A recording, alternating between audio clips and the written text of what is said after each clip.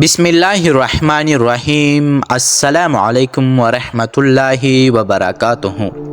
एक दफ़ा तीन डाकू रात को डाका डालने के लिए एक घर में दाखिल हुए।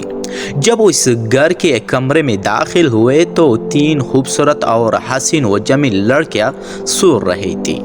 जब डाकू ने इनको अकेले देखा तो इनकी दिल में शैतान ने शैतानगी पैदा कर दी और उन्होंने इन तीनों लड़कियों के साथ इसी कमरे में ज़बरदस्ती जिना करना शुरू कर दिया। इस कमरे में अंधेरा इतना था कि इन तीनों लड़कियों और इन लोगों की शक्ल की पहचान ना हुई और वो तीनों डाकू भी लड़कियों की शक्ल को ना देख सकी। तीनों बहनों से ज़बरदस्ती जिना करके वो डाकू वहाँ से चले गए। चंद दिनों बाद वो तीनों डाकू एक गली में से गुजरे। इसी गली में एक मस्जिद था। इस मस्जिद में इमाम साहब तकरीर फरमा रहे थे कि जिना इंसान पर ऐसा कर्ज है जो इंसान को हर हालत में अदा करना पड़ता है, लेकिन अगर कोई इंसान अल्लाह की दरवाजे पर तौबा कर ले तो अल्लाह ताला इसकी कर्ज को ज़ाहिल कर नहीं देता, लेकिन शर्त यह है कि सच्चे दिल से तौबा की जाए। इमाम साहब की बात है इन तीनों की दिल को जा लगी, क्योंकि वो तीनों भी बहनों वाले थे। इन तीनों ने कहा अगर हमारी बहनों को किसी नामुहर्रम ने हाथ तक लगाया तो हम इनको जान निकाल देंगे। तो दूसरे ने कहा कि जो कर्ज हम पर है वो हमें हर हालत में उतारना पड़ेगा। तीसरे ने कहा गुनाह हमने किया है और सज़ा हमारी मासूम बहनों को भुगतनी पड़ेगी। ऐसी भाइयों की जिंदा रहने से तो अच्छा है कि वो पानी में डूबकर मर जाए। अब तीनों को अपने गुनाह का एहसास हो गया और उन्होंने एक दूसरे से कहा कि इसकी तलाफी कैसी की जाए। आखिरकार वो तीनों इसी गली में जाकर बैठ गई। एक ने कहा कि इमाम साहब के पास जाकर मदद लेते हैं। इसके बाद वो मस्जिद के अंदर दाखिल हुए और इमाम साहब को सारी सूरत हाल से आगाह किया।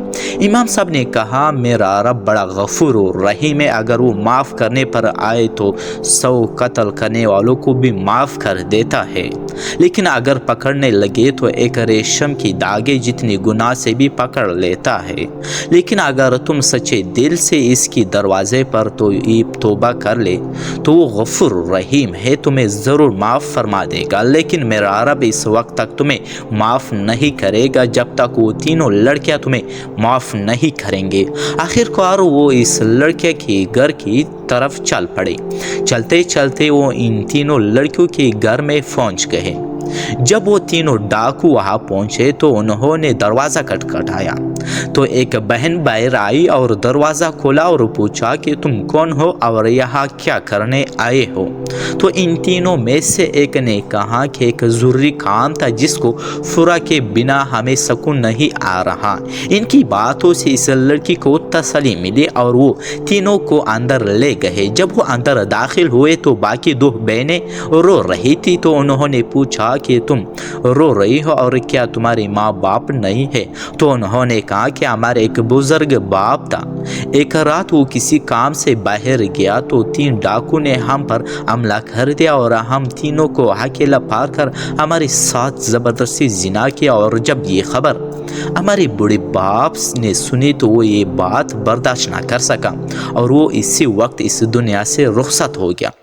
ये सुनकर इन तीनों में से एक बोला कि तुम इन तीनों आदमियों को जानते हो जिन्होंने तुम्हारे साथ जुल्म किया? तो इन तीनों ने कहा कि अंधेरे कमरे में जब उन्होंने हमसे ज़बरदस्ती जिना किया तो हम इनकी शक्ल ना पहचान सके। अगर वो आज हमारे सामने आ जाए और हम इनको पहचान ले तो हम इनके टुकड़े टुकड़े कर देंगे और इसके बाद हम अपने पेट में पलते हुए इनकी बच्चों को भी कत्ल कर देंगे, क्योंकि जिनकी नामालूम बाप का किरदार ऐसा था तो बड़े होकर वो बड़े मुजरिम बनेंगे। ये सुनकर नाज़रीन इन तीनों में से एक डाकू ने कहा कि इस रात तुमसे ज़बरदस्ती जिना करने वाले हम तीनों थे। ये सुनकर इन तीनों की फेरे तले ज़मीन निकल गई और एक बहन ने एक खंजर उठाया और एक डाकू की गर्दन पर रख दिया और कहा कि तुम्हारी वजह से हमने अपने बूढ़े बाप को खो दिया और हमारे किरदार को तुमने खाक में मिला दिया।